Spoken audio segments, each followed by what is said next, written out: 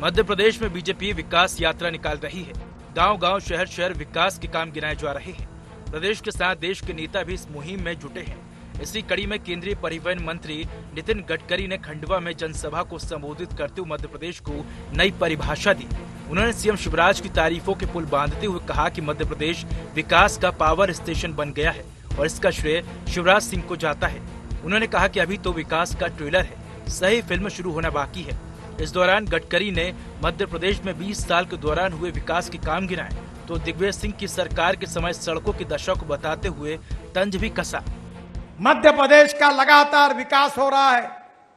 बीमारू राज्य के नाम को नाम बदलकर देश का एक विकसनशील ग्रोथ इंजन, विकास का पावर स्टेशन अगर मध्य प्रदेश हुआ है तो इसका श्रेय किसी व्यक्ति को है तो वो हमारे लोकप्रिय मुख्यमंत्री शिवराज सिंह चौहान जी को है। अभी तक जो विकास हुआ वो तो ट्रेलर था, सही फिल्म शुरू होना बाकी है। कि जब मध्य प्रदेश में शिवराज जी आने के पहले रोड की हालत कैसी थी।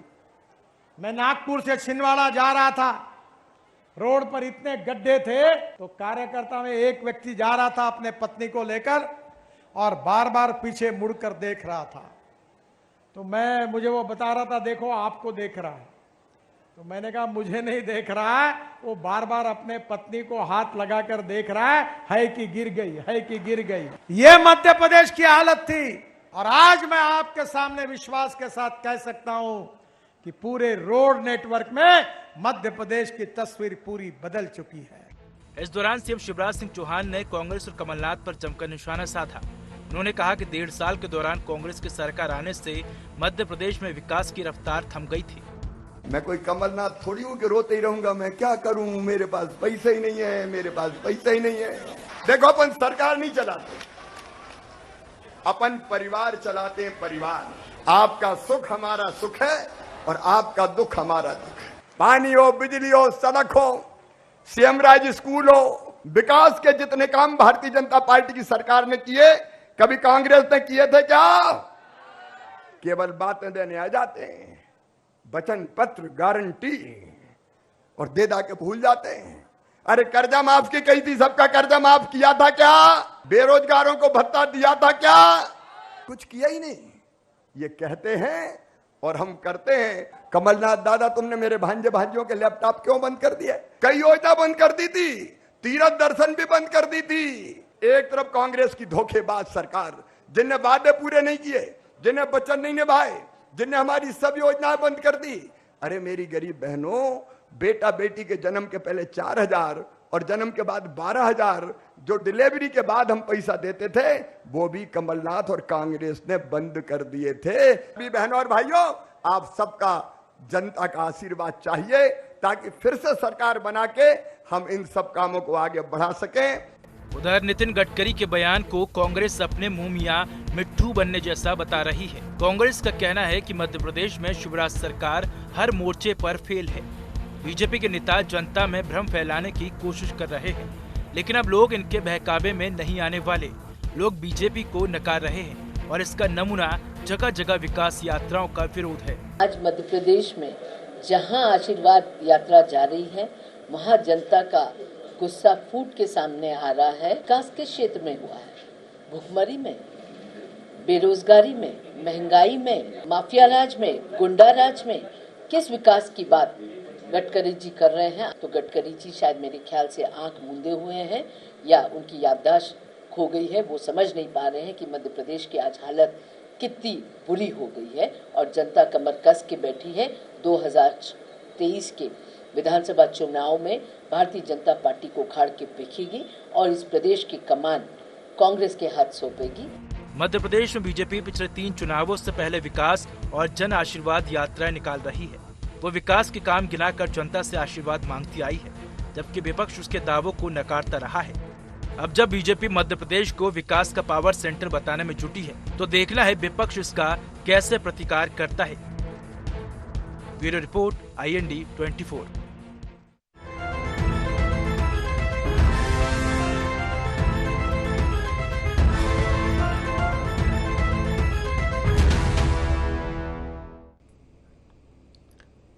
नमस्कार। आई India agenda power station @MP में आपका स्वागत है। मैं हूं आपके साथ नवीन पुरोहित। चर्चा को विस्तार देंगे उसके पहले आई इंडिया एजेंडा के मुख्य बिंदुओं की तरफ एक निगाह डालते हैं। क्या सचमुच विकास का पावर सेंटर बन गया है मध्य प्रदेश? 2003 से 2023 के बीच विकास के पैमाने पर कितना बदला मध्य प्रदेश? भारतीय जनता पार्टी के विकास के आंकड़ों पर यकीन करेंगे क्या मध्य प्रदेश के लोग? कांग्रेस को क्यों नहीं हो रहा भारतीय जनता पार्टी के विकास के दावों पर भरोसा?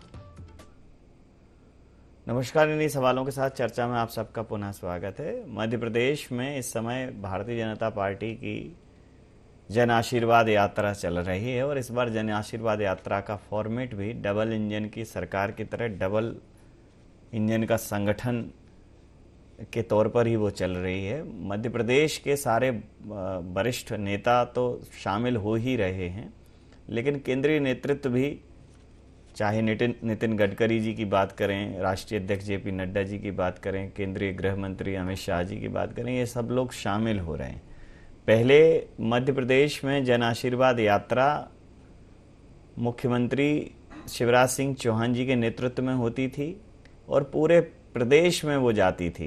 करीब 3-4 महीनों का ये एजेंडा होता था, लेकिन इस बार मुख्यमंत्री जन आशीर्वाद यात्रा नहीं है, बल्कि ये जन आशीर्वाद यात्रा है और इसमें आशीर्वाद पूरी भारतीय जनता पार्टी ले रही है। मोदी जी इसके केंद्र बिंदु हैं और बाकी और जो 10 लोग, चाहे कैलाश विजयवर्गीय जी हों, नरोत्तम मिश्रा जी हों, नरेंद्र सिंह तोमर जी हों, इस प्रकार से सभी वरिष्ठ जो नेतृत्व है, स्थानीय, प्रादेशिक और राष्ट्रीय नेतृत्व, सब उसमें दिख रहा है। कुल मिलाकर मोदी जी फेस हैं, तो कांग्रेस इस पर तंज कस रही है कि कहीं ना कहीं शिवराज जी पर अब केंद्रीय नेतृत्व को भरोसा नहीं रहा। तो इस जन आशीर्वाद के माध्यम से भारतीय जनता पार्टी यह स्थापित करने में जुटी है कि उसने पिछले 20 साल में विकास की गंगा बहा दी है, जबकि कांग्रेस कह रही है विकास की गंगा नहीं बल्कि भ्रष्टाचार का नाला है।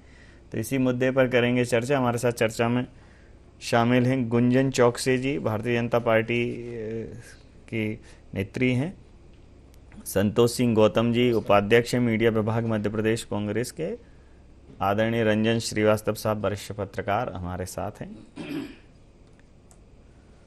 तो संतोष सिंह जी, जो विकास की गंगा पवित्रतम, हालांकि वैसे तो राजनीतिक गंगा तो है ही, भारतीय जनता पार्टी कोई भी दल का किसी भी प्रकार का व्यक्ति जाए तो वहाँ उसका चाल चरित्र, चेहरा और रीति नीति तत्काल प्रभाव से बदल जाती है। और मतलब डिजिटल क्रांति के युग में इससे फास्ट शायद ही कुछ हो। 5G नेटवर्क से ज़्यादा फास्ट है ये ट्रांसफॉर्मेशन। तो आप उसको क्यों भ्रष्टाचार में आकंठ डूबी पार्टी बताते हैं? आपको क्यों वो भ्रष्टाचार का नाला दिखता है? देखिए नवीन जी, बहुत अच्छी बात कही आपने।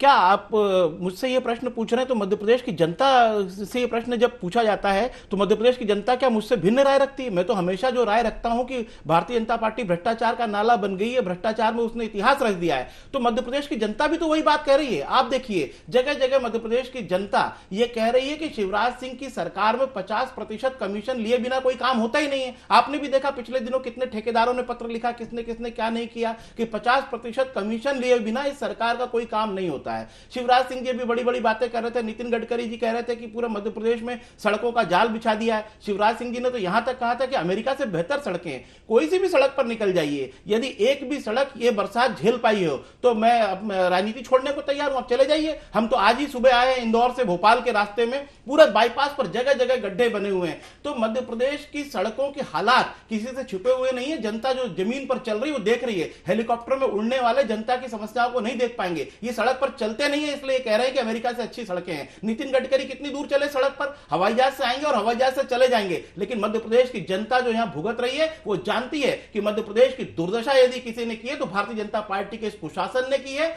और 18 वर्षों में शिवराज सिंह चौहान ने सिवाय भ्रष्टाचार के कोई विकास का काम नहीं किया है। तो ये हमसे कहते हैं कि हमने किसानों की कर्ज माफी नहीं की, इनके ही कृषि मंत्री ने विधानसभा के पटल पर स्वीकार किया था कि 11,500 करोड़ रुपए की 27 लाख किसानों की कर्ज माफी कांग्रेस की सरकार ने की थी। तो अपने ही कृषि मंत्री द्वारा विधानसभा में कही हुई बात को ये कैसे झुटला सकते हैं? दूसरा ये बताएं कि इन्होंने कितने किसानों की कर्ज माफी की आज तक? किसान आज 21,000 किसानों ने अगर इनके पूरे शासनकाल में आत्महत्याएं की और 6 किसानों को इस जनरल डायर शिवराज ने यदि मंदसौर में भून दिया तो इसका जवाबदार कौन है? क्यों किसान इतनी आत्महत्याएं कर रहे हैं? अगर इतना ही मध्य प्रदेश खुशहाल हो गया तो किसानों को आत्महत्या की आवश्यकता क्यों पड़ी? बेरोजगार आत्महत्या क्यों कर रहे हैं? कर्ज में डूबकर लोग फांसी पर क्यों लटक रहे हैं? मैं केवल इतना कहना चाहता हूं कि यदि मध्य प्रदेश का श्योपुर जिला आज भी भारत का इथियोपिया कहा जाता है कुपोषण के मामले में, तो इसका जिम्मेदार वो है जो पोषण आहार के पैसे खा गया उन बच्चों के, उनकी माओ के। तो जो पैसे खा गया है वो जवाबदार है, और वो कौन है? वो वही है जिसके बारे में लक्ष्मीकांत शर्मा ने आरोप लगाया था कि ये बड़ी मछली पूरा पैसा खा रही है। दूसरा, ये अगर अलीराजपुर और झाबुआ इतने लंबे इनके शासनकाल के बाद भी आज भी देश की सबसे गरीब जिले बने हुए हैं, तो मैं समझता हूं इसके जिम्मेदार कांग्रेस पार्टी नहीं है। कांग्रेस पार्टी 2003 में मध्य प्रदेश से चली गई है, उसके बाद से लगातार शासन करते हुए इनको शर्म नहीं आती है बोलते हुए कि कांग्रेस जवाबदार है? इनको बताना चाहिए कि 20 वर्षों बाद भी हम मध्य प्रदेश की दुर्दशा को संभाल नहीं पाए। इसलिए नहीं संभाल पाए कि हम रेत के अवैध उत्खनन में व्यस्त थे, हम व्यापम में व्यस्त थे, हम ई टेंडरिंग में व्यस्त थे, हम तमाम तरीके के घोटालों में व्यस्त थे। और तो और जब इंसानों से हमारी पूर्ति नहीं हुई तो हमने भगवान को भी चूना लगा दिया और भगवान महाकाल का भी पैसा खा गए। इनको ये बताना चाहिए और इनको जन आशीर्वाद यात्रा नहीं निकालना चाहिए। जनता इनको धिक्कार रही है, इनको जनता के सामने माफी यात्रा निकालना चाहिए। पूछ लेता हूं गुंजन जी, जहां जिस विकास का जिसको भारतीय जनता पार्टी का शीर्ष नेतृत्व और भारतीय जनता पार्टी स्वयं पावर सेंटर होने का दावा कर रही है, वहां ये कह रहे हैं पावर सेंटर तो फ्यूज है, उसमें तो कोई बिजली है नहीं। देखिए, सबसे पहले तो मैं कहना चाहूंगी कि अगर हम विकास की बात करें जो भारतीय जनता पार्टी ने मध्य प्रदेश के लिए किया है 2003 से लेकर 2023 तक, और जो निरंतर जारी रहेगा आने वाले सालों तक में, अगर उन विकास के बारे में मैं बात करना शुरू करूंगी तो आज ये डिबेट का 1 घंटा छोड़िए, अगले 10 दिन तक भी अगर हम बात करते रहेंगे तो वो विकास निरंतर जारी रहेगा। सबसे पहले तो मैं बताना चाहूंगी कि 2003 से पहले ये प्रदेश कांग्रेस के द्वारा लीडिंग प्रदेश था। 1956 से लेकर 2003 तक 50 वर्षों से ऊपर अब कांग्रेस ने इस प्रदेश को चलाया था। उस समय क्या विकास हुआ? उस समय ये प्रदेश एक बीमारू राज्य की श्रेणी में आता था। क्या 50 वर्ष पूरे नहीं पड़े थे कांग्रेस को एक बीमारू राज्य की श्रेणी से उठाकर मध्य प्रदेश को किसी और श्रेणी में लाने में? ये काम किया है तो सिर्फ भारतीय जनता पार्टी ने किया है। देखिए, विकास की बात कभी बोलने से नहीं होती, विकास की बात कागजों पे नहीं होती। मेरा कहना, विकास दिखता है, विकास दिखता है, सबकी निगाहों में दिखता है, कार्य में दिखता है, हर श्रेणी में दिखता है। ये भारतीय जनता पार्टी है जिसने 2003 से लेकर 2023 के बीच में मध्य प्रदेश को एक बीमारू राज्य से उठाकर एक विकसित राज्य की श्रेणी में लाके खड़ा किया है। ये हमारे मुख्यमंत्री शिवराज जी चौहान जी के नेतृत्व, नीति और विकास के जो कार्य हैं, उसी के कारण आज मध्य प्रदेश का डंका पूरे देश में बज रहा है। हाल ही में माननीय अमित शाह मेरा कहना मैडम ये था, जैसे ये तो खैर संतोष जी तो 1 घंटे सुनने तैयार हैं, समय निकाल के आए होंगे। हमारे पास क्या है कि समय की बाध्यता नहीं, मैं भी इनके साथ हाँ में यहाँ बता देता, लेकिन फिर भी 5 ऐसे बड़े अभूतपूर्व कार्य जो आपको लगे कि नहीं ये राष्ट्रीय पटल पर मध्य प्रदेश को इन्होंने गौरवान्वित किया है। 5 नहीं, मैं आपको अनगिनत बता सकती हूँ। तो 5 बड़े अगर हम आज बात करें, देखिए अमित शाह जी ने अपने जो रिपोर्ट कार्ड निकाला था 20 वर्षों का मध्य प्रदेश, उन्होंने ही बताया था कैसे हेल्थ सेक्टर में आज भारतीय जनता पार्टी ने जो कार्य किया है। अगर हम देखें तो मेडिकल, पहले कॉलेजेस कितने हुआ करते थे? 3 मेडिकल कॉलेज हुआ करते थे, आज प्रदेश में 30 से अधिक मेडिकल कॉलेज है। अगर हम देखें तो आज आयुष्मान कार्ड 3 करोड़ 62 लाख आयुष्मान कार्ड बढ़ चुके हैं। अगर आज हम गरीब जनता की स्थिति देखें तो आप मुख्यमंत्री जो आवास योजना के तहत अगर हम देखें आज कितनी गरीब जनताओं को 40 लाख से ऊपर परिवारों को उनका पक्का घर दिया गया है मुख्यमंत्री द्वारा। गरीबों का अगर हम पर कैपिटा इनकम उठा के देखें, प्रधानमंत्री आवास योजना है, प्रधानमंत्री आवास योजना भी है, मुख्यमंत्री आवास योजना भी है। अगर आप देखें तो उसके चलते 40 लाख परिवारों को उनका आज घर मिला है। हमने आज पावर्टी लाइन 1 करोड़ से ऊपर जनता को पावर्टी लाइन से हटा दिया गया है। अगर आप आंकड़ों की बात करें तो हमारा पूरा जीडीपी में 16.7 103% की ग्रोथ देखी गई है इन 11 सालों में। जो कांग्रेस जब तक थी सरकार में, जब तक कांग्रेस ने मध्य प्रदेश को लीड किया था, तब तक कोई ग्रोथ का नजरिया नहीं आया था। अगर आज आप आंकड़ों की बात करना चाह रहे हैं तो आज आप पावर सेक्टर में देखिए। आज रीवा माननीय प्रधानमंत्री जी ने ये भी बताया है, पूरे देश के सामने गौरवान्वित होकर बताया है कि मध्य प्रदेश पहला राज्य है जिसने रीवा का सोलर पावर प्लांट है, जो एशिया का नंबर 1 सोलर पावर प्लांट है। जो हम एनर्जी खुद के लिए तो बनाते ही बनाते, 60% एनर्जी दिल्ली मेट्रो के लिए हम भेजते हैं। तो क्या ये इनका कोई विकास नहीं है? आज हम एशिया में विकास की बात करें, पूरे देश की विकास तो छोड़िए, आज हम एशिया में नंबर 1 पे खड़े हैं। अगर हम थर्मल पावर प्लांट की बात करें, अगर हम किसानों की बात करें, जो आज माननीय नितिन गडकरी जी साहब ने भी कहा था कि किसान 5 आपने बड़े काम तो गिना दिए। मैं फिर दूसरे राउंड में आता हूं, ऐसा नहीं है, गिनाए हैं आपने। मैं रंजन श्रीवास्तव साहब से प्रतिक्रिया ले लेता हूं। सर, बरसात में थोड़ा चुनाव, जैसे चुनाव ही एक बरसात है, वादों की, योजनाओं की, कमिटमेंट की, वचन की, विजन की, टेलीविजन की, अखबार की, इस समय पे सब बहुत मूसलाधार चल रहा है। तो बरसातों में आप, बरसात के समय पे आप नदी की लंबाई, चौड़ाई, गहराई और तीव्रता का अनुमान लगाना बहुत मुश्किल होता है, और खासकर छोटी का तो बिल्कुल ही नहीं समझ आता। वैसे भी रामायण में उल्लेख किया है, क्षुद्र नदी भर चल उतराई, जस थोरऊं धन खल बोराई। मतलब छोटी नदी जैसे बरसात में एकदम उफान के चलती है ना, तो इस टाइम पे बहुत चीज़ें ऐसे उफान पे होंगी। अब वो छोटी हैं बड़ी हैं वो तो आकलन जनता करेगी, लेकिन अंदाजा लगाना थोड़ा मुश्किल है कि कौन नदी है, कौन नाला है, कौन दिल का साफ है और कौन दिल का काला है, और ये भी कि क्या होने वाला है। आप कुछ लगा दो तो अलग बात है, हम मेरे को तो पिछले 10 सालों में कुछ पता ही, मतलब अंदाज, जैसे हमारे गांव में बोलते थे कि भाई अंदाजों कुछ भी चल रहा है वो ठीक है, लेकिन वो अंदाज लग गया तो बड़ा एनालिसिस हो गया, सब हो गया। लेकिन अब पॉलिटिकल एनालिसिस करना थोड़ा टफ है। फिर भी आप अपने अनुभव के आधार पर इस बार के चुनाव, आपको क्या लगता है, ये जो पावर सेंटर, डबल इंजन विकास, इस बार ये क्या काम करेंगे? नहीं, आपने ठीक कहा नवीन जी, बहुत टफ है पॉलिटिकल एनालिसिस चीजों का। लेकिन उसके पहले मैं बधाई देना चाहूंगा आपको कि विकास को लेकर चर्चा हो रही है। आजकल तो टीवी चैनल खोलिए और कुछ न कुछ ऐसा डिविजन मुद्दे रहते हैं, कुछ भी डिस्ट्रक्टिव मुद्दे रहते हैं, चर्चा शुरू हो जाती है। कसम विकास पे चर्चा हो रही है। और एक और बात अच्छी लगी कि संतोष जी बहुत ध्यान से सुन रहे थे जब गुंजन बोल रही थी, तो ये भी आपके मैं बधाई देना चाहूंगा कि बहुत ही वाकई सार्थक चर्चा हो रही है, ऐसा लगता है। दूसरी बात, जब मुद्दे पे आता हूं तो जब भी अगर मैं पार्टी की बात करूं तो भाजपा पिछले 2003 से उन्होंने एक टेम्पलेट फिक्स किया हुआ है कि देखिए सड़कें 2003 में कैसी थी, अब कैसी हैं, बिजली कैसा था, अब कैसा था, बिजली सड़क पार ले लेंगे, और उसमें कोई गलत भी नहीं है, उनको करना भी चाहिए। अगर 2003 को देखेंगे नवीन जी, तो जाहिर है बहुत आगे बढ़े हैं, रोड्स अच्छी दिखी हैं, बिजली की पावर जनरेशन बढ़ा है।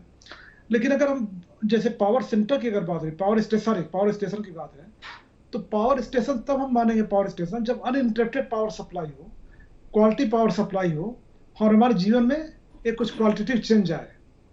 तो अभी लगता है मध्य प्रदेश को वहां पहुंचना बाकी है। उस पर जब हम हैदराबाद जाते हैं, बंगलौर जाते हैं, गुजरात जाते हैं, महाराष्ट्र जाते हैं, तो लगता है वहां पे स्टेट जो फाउंडेशन बना था उसको लेकर के बहुत आगे बढ़ चुके हैं। कोई आईटी हब, बंगलौर और हैदराबाद तो आईटी हब बन चुके हैं बहुत बड़े, पीछे आना मुश्किल है।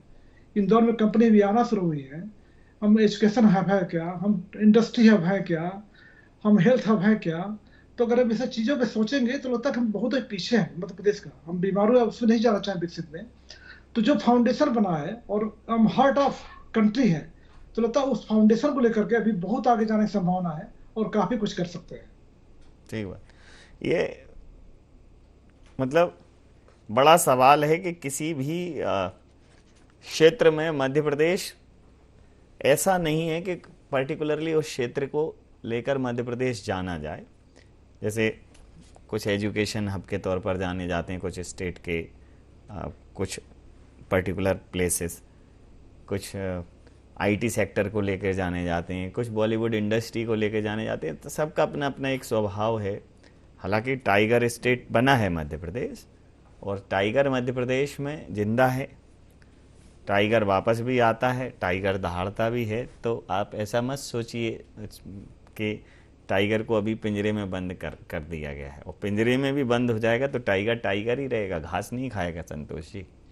देखिए नवीन जी, आपने बिल्कुल सही कहा कि मध्य प्रदेश की जो पहचान होना चाहिए थी, जैसे आज आपने बोला बिल्कुल सही कि कुछ सेक्टर्स में बहुत दूसरे शहर आगे बढ़ गए। आज बेंगलोर को देख लीजिए, हैदराबाद को देख लीजिए, पुणे को देख लीजिए या गुड़गांव को देख लीजिए, ये आईटी हब बन गए हैं देश के। तो मध्य प्रदेश ऐसा क्यों नहीं कर सका? सेंट्रली लोकेटेड था, पूरे भारत का हृदय कहा जाता है। अगर यहाँ पर हर प्रदेश से इसकी जो नजदीकी है, इसका अगर हम लाभ उठाते तो बहुत आगे बढ़ सकता था मध्य प्रदेश। लेकिन दुर्भाग्य है कि विजनरी लीडर हमारे पास नहीं था। कमलनाथ जी बार बार कहते हैं कि तमिलनाडु में यदि कोई चीज की सप्लाई होनी तो उसकी फैक्ट्री पंजाब में लगाई जाती है, जबकि बीच में मध्य प्रदेश पड़ता है। तो मध्य प्रदेश आकर्षित क्यों नहीं कर सका उद्योगों को? हमेशा कमलनाथ जी कहते हैं कि उद्योगों को आमंत्रित नहीं कर सकते, उसे आकर्षित करना पड़ता है, और आकर्षित करने के लिए वो इंफ्रास्ट्रक्चर यहां पर रेडी होना चाहिए। तो ये विजनरी लीडर का अभाव है भारतीय जनता पार्टी में। भारतीय जनता पार्टी को स्वीकार करना होगा। दूसरा, एक और चीज मैं खुले दिल से स्वीकार करता हूं कि 20 वर्ष में निश्चित ही किसी भी प्रदेश की उन्नति होती है, क्योंकि एक लंबा अरसा होता है। तो 20 वर्ष में स्वाभाविक उन्नति से ही कोई भी प्रदेश आगे बढ़ सकता है। लेकिन 20 वर्षों के बाद भी यदि हमारी तुलना बिहार और झारखंड जैसे स्टेटों से थोड़ा ऊपर हो रही है,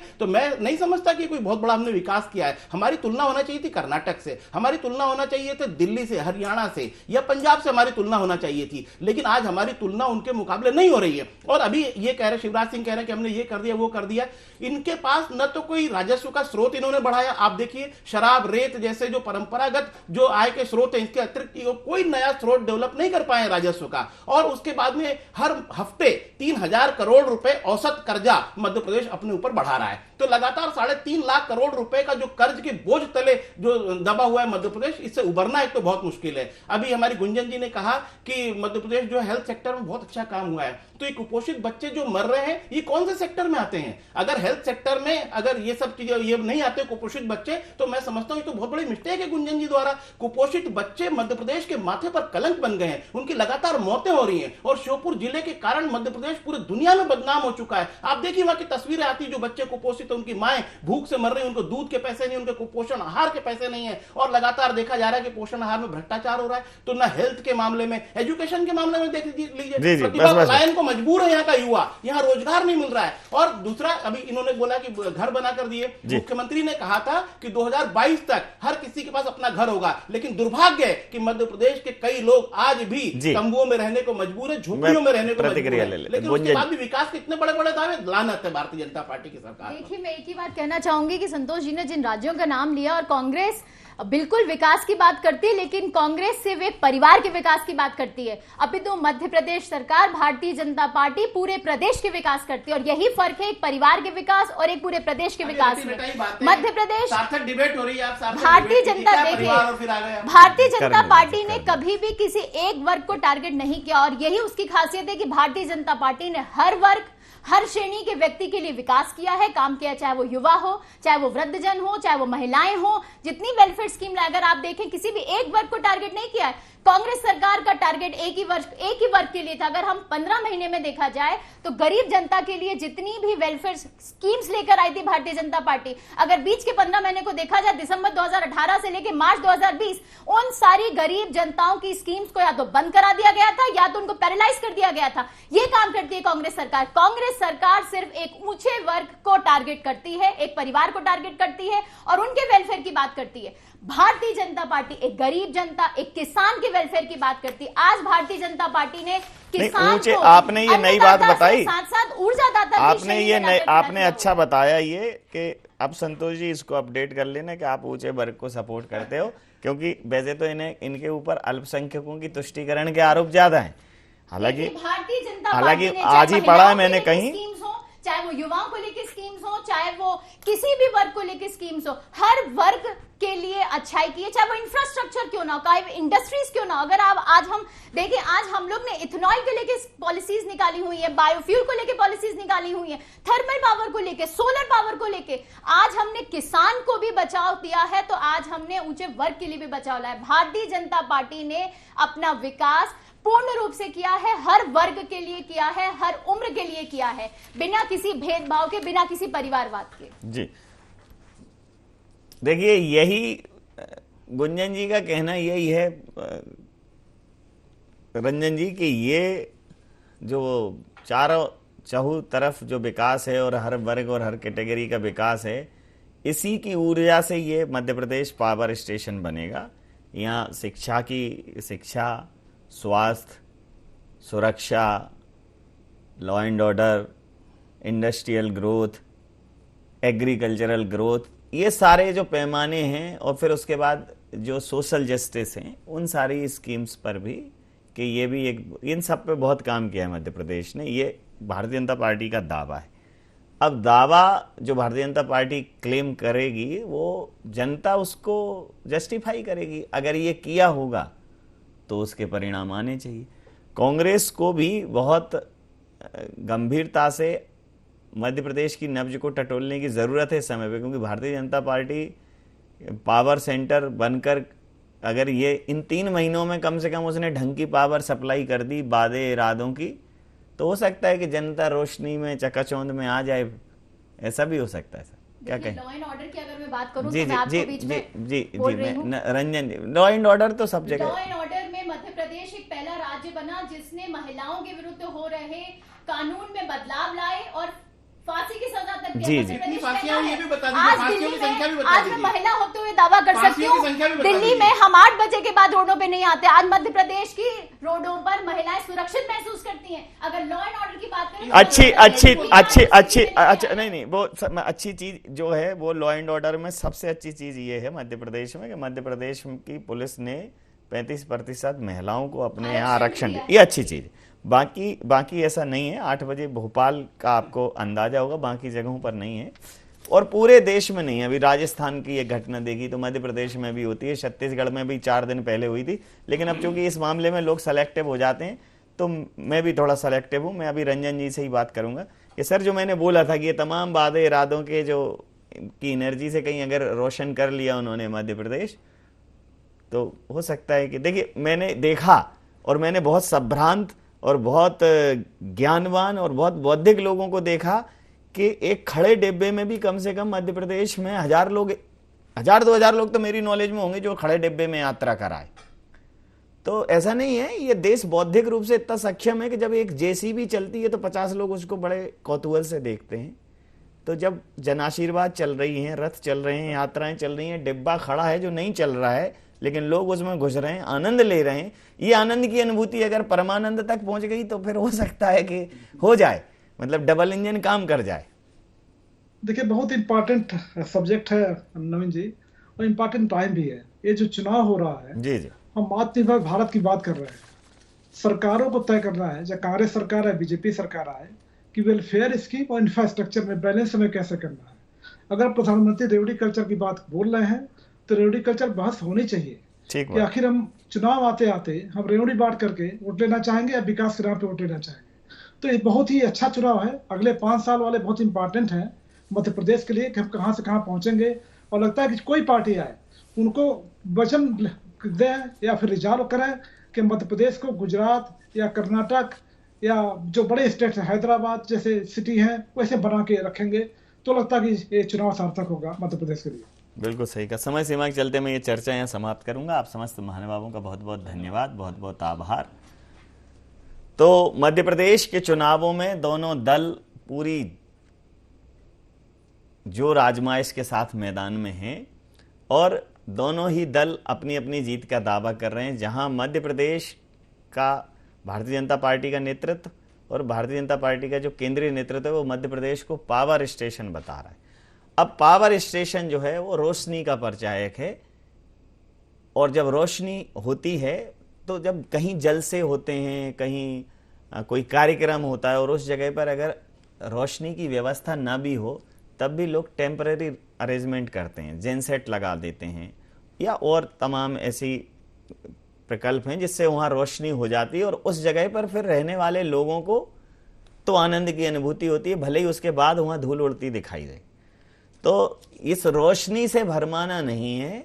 अगर ये रोशनी वाकई में स्थायी है आपके जीवन में, हर वो व्यक्ति जो मध्य प्रदेश का निवासी है उसको शिक्षा, स्वास्थ्य, लॉ एंड ऑर्डर में सुधार दिखता है, अगर उसको गवर्नेंस में सुधार दिखता है, गवर्नमेंट तो बहुत अलग विषय है, अगर उसको शासन की जगह सुशासन दिखता है तो फिर निश्चित रूप से वो सरकार को वोट करे, और अगर उसे नहीं दिखता है तो चोट करे, ये उसका अपना विवेक है। रोशनी जरूरी नहीं है कि स्थायी है, आपको देखना पड़ेगा कि ये रोशनी कहीं वैकल्पिक तो नहीं है। IND एजेंडा में नहीं, आप बने रहिए IND 24 के साथ और देखते रहिए IND 24। नमस्कार।